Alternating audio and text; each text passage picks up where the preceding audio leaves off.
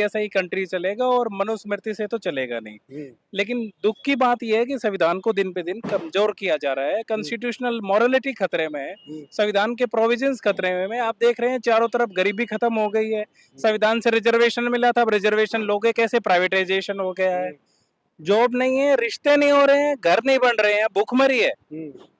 तो ये सबसे ज्यादा चिंता की बात है और बहुत ज्यादा दुख की बात है कि देश संविधान से चलना चाहिए। संविधान से जो ढांचे बनाए गए थे, गवर्नमेंट इंस्टीट्यूशंस बनाए गए थे, गवर्नमेंट स्कूल्स बंद हो रहे हैं, ये तमाम बातें क्यों कर पा रहे हैं कि बाबा साहब ने, संविधान ने जो शिक्षा दी थी, आज वही शिक्षा छीन रही है। तो फिर कैसे लड़ेंगे? सारा पर्पज ही डिफीट हो जाएगा, मनुस्मृति खुद अपने आप आ जाएगी। तो जो सरकार, क्योंकि सरकार भी तो संविधान का अंग है, सुप्रीम कोर्ट क्या है, कस्टोडियन है संविधान का। तो संविधान में चेक्स एंड बैलेंसेस है, कोई सुप्रीम नहीं है। सुप्रीमेसी किसकी होगी? संविधान।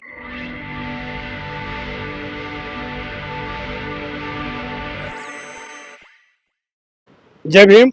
मैं मेवालाल और आप देख रहे हैं बहुजन समय। साथियों, आज पूरे देश में जो आरक्षण है और संविधान को तार तार किया जा रहा है, और जो एक साधु कहा जाए, धर्माचार्य कहा जाए, वो कह रहे हैं कि संविधान मतलब कुछ नहीं, बाबा साहब मतलब कुछ। हम बाबा साहब को नहीं मानते, संविधान को नहीं मानते। और हमारे साथ एडवोकेट हैं द्वारका कोर्ट में, इनसे समझूंगा कि आखिर ये क्या समझते हैं कि इस देश में क्या संविधान का मतलब कुछ नहीं है, केवल मनुस्मृति को पढ़ाया जाएगा। जबकि मैंने सुनने में आया है कि जो दिल्ली विश्वविद्यालय उसमें भी मनुस्मृति पढ़ाई जा रही है। एडवोकेट है, क्या समझ सर? आपको बहुत बहुत धन्यवाद सर। जय भीम। देखिए, कॉन्स्टिट्यूशनलिज्म संविधान से ही देश चलेगा, क्योंकि संविधान उन नियमों का संकलन है जिसके आधार पर किसी देश का शासन चलता है। तो कॉन्स्टिट्यूशन ऑफ इंडिया से ही कंट्री चलेगा और मनुस्मृति से तो चलेगा नहीं। लेकिन दुख की बात यह है कि संविधान को दिन पे दिन कमजोर किया जा रहा है, कॉन्स्टिट्यूशनल मॉरलिटी खतरे में है, संविधान के प्रोविजंस खतरे में। आप देख रहे हैं चारों तरफ गरीबी खत्म हो गई है, संविधान से रिजर्वेशन मिला था, अब रिजर्वेशन लोगे कैसे, प्राइवेटाइजेशन हो गया है, जॉब नहीं है, रिश्ते नहीं हो रहे हैं, घर नहीं बन रहे हैं, भूखमरी है। तो ये सबसे ज्यादा चिंता की बात है और बहुत ज्यादा दुख की बात है कि देश संविधान से चलना चाहिए। संविधान से जो ढांचे बनाए गए थे, गवर्नमेंट इंस्टीट्यूशंस बनाए गए थे, गवर्नमेंट स्कूल्स बंद हो रहे हैं, ये तमाम बातें क्यों कर पा रहे हैं कि बाबा साहब ने, संविधान ने जो शिक्षा दी थी, आज वही शिक्षा छीन रही है। तो फिर कैसे लड़ेंगे? सारा पर्पज ही डिफीट हो जाएगा, मनुस्मृति खुद अपने आप आ जाएगी। तो जो सरकार, क्योंकि सरकार भी तो संविधान का अंग है, सुप्रीम कोर्ट क्या है, कस्टोडियन है संविधान का। तो संविधान में चेक्स एंड बैलेंसेस है, कोई सुप्रीम नहीं है। सुप्रीमेसी किसकी होगी? संविधान की होगी। सर, मेरा सवाल है कि अगर संविधान इतना अच्छा है तो देश में इतना भ्रष्टाचार, इतना बेरोजगारी, ये क्यों हो रहा है? ये संविधान के वजह से या संविधान गलत लोगों के हाथ में, इसकी वजह से ये जो भ्रष्टाचार है, नौकरी नहीं है, त्राही त्राही मच रहा है, क्या वजह है? देखिए, इसका रीजन तो बाबा साहब संविधान सभा में पहले ही बता के चले गए थे कि भाई, कि जो कॉन्स्टिट्यूशनल मॉरलिटी की बात कह करके गए थे कि अगर लोग अच्छे नहीं आए तो संविधान चाहे कितना ही अच्छा क्यों ना हो, तो संविधान अपने आप खराब हो जाएगा, एंड वाइस वर्सा। बाबा साहब ने पहले ही बता दिया था। तो आज जो सरकार है ठीक नहीं है, वो कॉन्स्टिट्यूशनल मॉरलिटी पे सवाल है ना। संविधान को कहाँ मान रही है? जो आज की सरकार है, जो बीजेपी सरकार है, वो तो मनुस्मृति की तरफ उसका झुकाव है। जब मनुस्मृति की तरफ झुकाव होगा तो संविधान की तरफ तो ध्यान देंगे ही नहीं, और ध्यान देंगे नहीं तो सब कुछ खत्म होगा। और अब चिंता का विषय यह है कि संवैधानिक अधिकार बचेंगे कैसे, क्योंकि स्कूल कॉलेजेस का जिंदा रहना, सरकारी संस्थाओं का जिंदा रहना, सरकारी स्कूलों का जिंदा रहना बहुत जरूरी है। शक्ति कहाँ से मिलेगी? वहीं से तो मिलेगी। डेवलपमेंट चाहिए ना, फिटनेस कहाँ से आती है? Mental fitness plus physical fitness is equal to complete fitness. Physically fit हो, मेंटली फिट नहीं हो तो काहे के फिट? सर, बीजेपी तो बार बार ये कर रही, जो संविधान में धर्मनिरपेक्ष है, समाजवाद है, इसको हटा देना चाहिए, ये उनका कहना है। इससे क्या फर्क पड़ेगा? देखो, सबसे पहले तो जहां तक मैं, जो एक लिमिटेड नॉलेज जो मेरी बुद्धि कहती है कि बाबा साहब ने, मेरे हिसाब से मैं ऐसा सोचता हूँ कि संविधान की प्रियम्बल में सेक्युलरिज्म वर्ड, जिसको आप धर्मनिरपेक्ष कह रहे हो, इसलिए समावेशित नहीं किया था क्योंकि उनको जो है डर था फासिस्ट फोर्सेस का, फासिस्ट फोर्सेस और संविधान विरोधी ताकतों का उनको अंदाजा था। इसलिए उन्होंने जानबूझ करके शायद मेरे हिसाब से मेंशन नहीं किया। लेकिन बाद में जो है सुप्रीम कोर्ट का जजमेंट आया 1977 में, और फिर जो है देन कांग्रेस थी उसने शामिल किया। उसका एक सोच था कि भाई सेक्युलरिज्म को लिखने से जो है ना डायरेक्टली देख पाएंगे, आसानी से समझ पाएंगे, एक दर्पण की तरह, शीशे की तरह काम करेगा, जिसको समझना आसान होगा, और वो एसेंस है कॉन्स्टिट्यूशन का, जो सार है। लेकिन धर्मनिरपेक्षता के खिलाफ बोलने वाले लोग हैं कौन, जिनको आप पहचानिए वो कौन है? वो ब्राह्मणवादी है। ब्राह्मणवादी का किसी जाति से मतलब नहीं है। ब्राह्मणवादी विचारधारा वो विचारधारा है जो गैर बराबरी के सिद्धांत पर टिकी हुई है, इसी से लड़ाई सर है। तो आपका मानना है कि संविधान में कोई कमी नहीं है, जिसके हाथ में संविधान है वो संविधान के अनुसार काम नहीं करे, आप ये कहना चाह रहे हैं? जी, संविधान के अनुसार काम नहीं हो रहा है, क्योंकि संविधान को पढ़िए, समझिए, देखिए क्या हो रहा है। आज कहाँ है गवर्नमेंट इंस्टीट्यूशंस? रिजर्वेशन कहाँ से ले पाओगे? सरकारी संस्थान ही खत्म हो गए हैं। आप रोड पे देखिए, बच्चे भीख मांग रहे हैं। क्या क्या गवर्नमेंट या कोई एनजीओ सामने आ आप रहा ये है? कर रहे हैं संविधान के अनुसार नहीं काम कर रहा है, तो आप ये कहना चाह रहे हो जो ईडब्ल्यूएस दिया गया है वो संविधान विरोधी था? देखिए, ईडब्ल्यू जब अगर रिजर्वेशन की बात करें, पहले तो ईडब्ल्यू से पहले रिजर्वेशन का बता देता हूँ। रिजर्वेशन के 3 ग्राउंड थे: social backwardness, educational backwardness, untouchability and operations. जो हिस्टोरिकल ऑपरेशंस हुए उनके बेस पर से रिजर्वेशन लाया गया। अब ईडब्ल्यूएस का तो कोई एम्पेरिकल डाटा ही नहीं है कि इकोनॉमिक बैकवर्डनेस के बेस पर आप ला दो, तो ये बिल्कुल ही अनकॉन्स्टिट्यूशनल था। हालांकि अब लागू कर दिया, कोई डाटा है नहीं, कोई रेफरेंस है नहीं, अब कर दिया तो कर दिया, लेकिन इससे भी लड़ना होगा। अब तरीका यही है कि या तो सुप्रीम कोर्ट में पिटीशन डाले, लेकिन सुप्रीम कोर्ट अब शायद मुश्किल ही आप सुने। एक एडवोकेट हैं, आपसे बढ़िया कौन बता सकता है? सर कहा जा रहा है कि अब दलित दलित जो है दबंग हो गए हैं, अब उनको आरक्षण की जरूरत नहीं है, आप क्या मानते हैं? नहीं जी, मैं नहीं मानता हूँ कि दलित दबंग हो गए हैं। कि दलित दबंग जब होगा, जैसे फॉरेन कंट्रीज में फिर अफ्रीकन पीपल हैं, उनको कहा जा रहा है कि दे आर ब्यूटीफुल। जब दलित लोगों को उनके अधिकार मिलेंगे, उनके पास सूट पैंट टाई ही नहीं, उनके पास किताबें हो, पैसे हो, बिजनेसमैन हो, करोड़पति हो, और बुद्धि हो, शिक्षा हो, तब होंगे। ऐसे कहने से तो कोई बात बनेगी नहीं। क्योंकि सर एक घटना देख करके वो पूरा माहौल बनाया जा रहा है कि इटावा में दलितों ने ठाकुरों का कलश यात्रा रोक दिया था। वो रोकने का कारण यह था कि वहाँ बाबा साहब का रथ यात्रा नहीं निकालने दिया, उसके विरोध में कलश यात्रा रोक दिया। तो अब कहा जा रहा है तो दलित तो दबंग हो गए, कलश यात्रा रोक दे रहे हैं, तो इसलिए इनका जो आरक्षण है और एससी एसटी है इसको खत्म कर देना चाहिए। नहीं, इसका आरक्षण का इससे बात है क्या लेना देना? आरक्षण तो जो फंडामेंटल राइट है, आरक्षण फंडामेंटल राइट है। और जो कलश यात्रा रोकी है, जो जाग गए उन्होंने रोक दी कि भाई आप जो अंबेडकर जयंती नहीं करने देते, तो हम आपकी कलश यात्रा रोक रहे हैं। और संविधान के मूल्य के अनुसार चलो ना भाई जी। जब हिस्ट्री में कोई रेफरेंस है कलश यात्राओं का, अगर कोई रेफरेंस है तो बताइए। अब अंबेडकर साहब और संविधान का तो क्लियर कट रेफरेंस है, जीता जागता सामने सबूत है, तो संविधान को ही मानना। संविधान क्या है? मानव अधिकारों का ही तो एक ग्रंथ है संविधान। तो मानवता से बड़ी क्या बात होगी? जी, आपको नहीं पता, आपको ये नहीं लग रहा कि ब्राह्मण के ऊपर अत्याचार हो रहा है? अब देखो ब्राह्मण बैठे रहते हैं और उनके सामने जो शूद्र है, अछूत है, चमार है, धोबी है, ये उनके सामने कुर्सी पर उठते नहीं, तो अत्याचार नहीं है ब्राह्मण के साथ? देखो, ब्राह्मण के साथ तो जो अत्याचार ये हो रहा है कि वो जो पहले प्रोफेसर था, गवर्नमेंट जॉब में था, गेजेटेड ऑफिसर था, अब उसको जो है सिक्योरिटी गार्ड की जॉब करनी पड़ रही है। ये दुर्गति हुई है। जो सरकारों ने संविधान के साथ छेड़खानी की है, संविधान के नियमों को ठीक तरह से लागू ना करके मीनिंग दे रहे भाई कि प्राइवेटाइजेशन कर दिया आप लोगों ने, शिक्षा खत्म कर रहे हो, फीस आपने बढ़ा दी। क्यों बढ़ाई आपने? जो जो स्कीम्स लाई थी पहले की गवर्नमेंट, कांग्रेस ले आई थी, जो अच्छे काम किए थे वो आपने क्यों खत्म किए? इस कंट्री को कहाँ ले जाना चाहते हैं ये लोग? ये सवाल है। सर अब सरकार के अंदर तो घुसखोरी बंद हो गई है ना, अब कोई भ्रष्टाचार नहीं है, अब तो एकदम पारदर्शी सरकार है। भ्रष्टाचार के रिगार्डिंग बाबा साहब अपनी राइटिंग इन स्पीचेस में लिखते हैं कि भ्रष्टाचार कौन कर सकता है? भ्रष्टाचार वो कर सकता है जिसके लिंक है, जिसका क्रॉनिज्म है, जिसके लोग बैठे हैं। जब हमारे SC ST OBC के लोग अगर बैठे ही नहीं हैं, तो भ्रष्टाचार कैसे कर लेंगे? क्योंकि उसके लिए तो लिंक चाहिए ना। तो अब भ्रष्टाचार नहीं हो रहा है, आप ये करें? नहीं, भ्रष्टाचार के नाम पर अब देश जो है हिंदू राष्ट्र की तरफ जा रहा है। और हिंदू राष्ट्र क्या है किसी की समझ में नहीं आ रहा है। समझ में नहीं आ रहा तो गोलवलकर की बुक पढ़ी जाए, ये समझा जाए कि ये जो RSS की सोच क्या है। क्योंकि हिंदू राष्ट्र गैर बराबरी के सिद्धांत पर मनुस्मृति वाला राष्ट्र होगा। सर हिंदू राष्ट्र की इसलिए मांग हो रहा है, जाति पात की करो विदाई, हिंदू हिंदू भाई भाई। अब हिंदू सब एक है ना।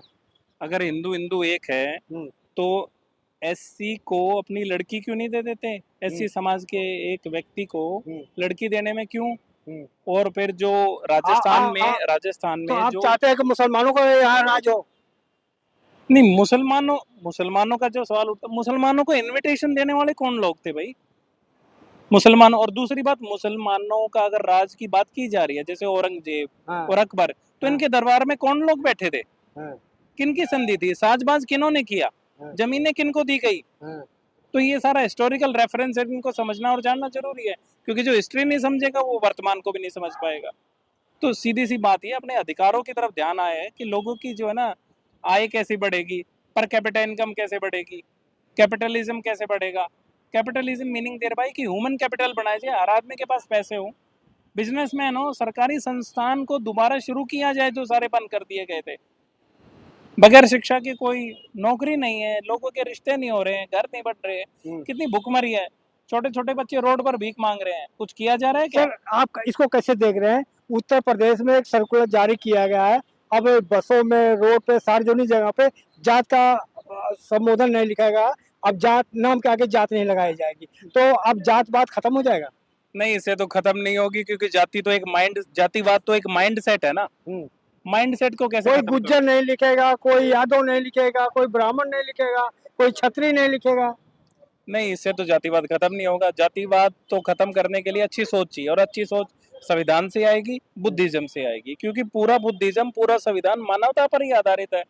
जब तक आप साइंटिफिक टेम्परामेंट को अडॉप्ट नहीं करोगे तब तक इस मानसिक बीमारी का इलाज नहीं है। क्योंकि अगर कोई ये कहे कि भाई मैंने तो जो है जाति का सरनेम यूज करना छोड़ दिया, तो मैं तो जाति भूल गया हूँ, जातिवाद भूल गया हूँ, तो ये तो शेख चिल्ली के सपने दिखाने वाली बात है। सर आरक्षण के ऊपर बहुत बवाल मचा है। सुप्रिया सुले ने कहा है कि अब आरक्षण को छोड़ देना चाहिए, अब आरक्षण बंद कर देना चाहिए। क्या कहेंगे उनके ऊपर? देखिए, ये तो आरक्षण विरोधी ताकतें जो हैं, ये आरएसएस और फासिस्ट फोर्सें ताकतें हैं जो मनुस्मृति के सिद्धांत पर यकीन इंडिया गठबंधन में है सर ये। इंडिया गठबंधन में देखो, अगर उन्होंने आरक्षण के बारे में ऐसा बोला तो मैं तो इसका पुरजोर विरोध करता हूँ, मैं तो इसके समर्थन में नहीं हूँ। लेकिन इंडिया गठबंधन की जो अच्छी बातें हैं उसको लागू करना चाहिए, उसको मानना चाहिए, इंडिया गठबंधन को सपोर्ट करना चाहिए, क्योंकि बाबा साहब भी तो कांग्रेस में जुड़े थे। क्यों जुड़े थे?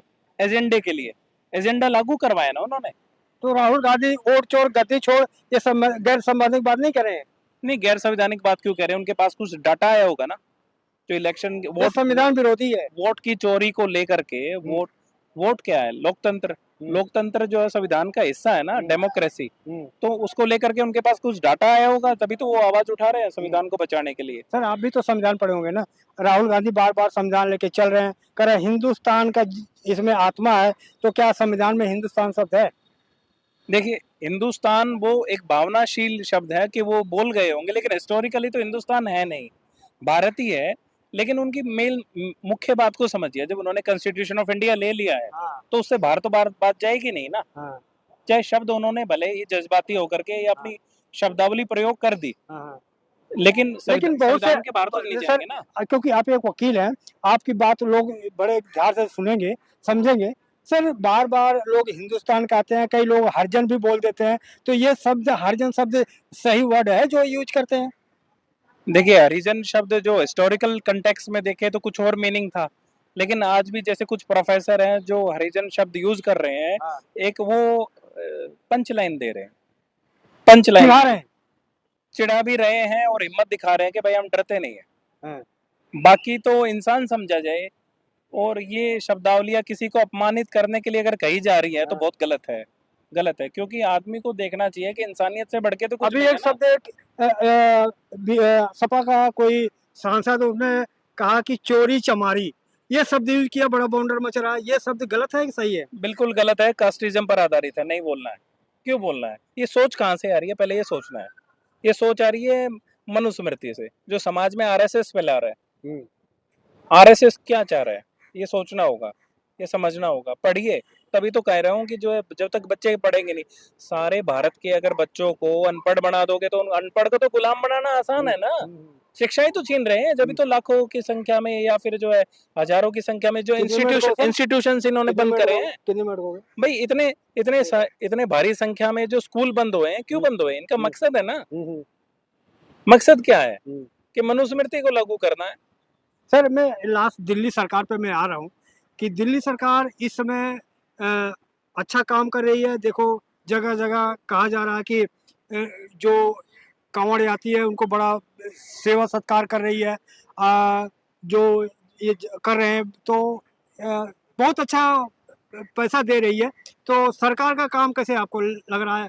दिल्ली सरकार के जो मंत्री और संतरी हैं, उनसे निवेदन है कि पहले खुद जाकर के कावड़ लेकर के आए।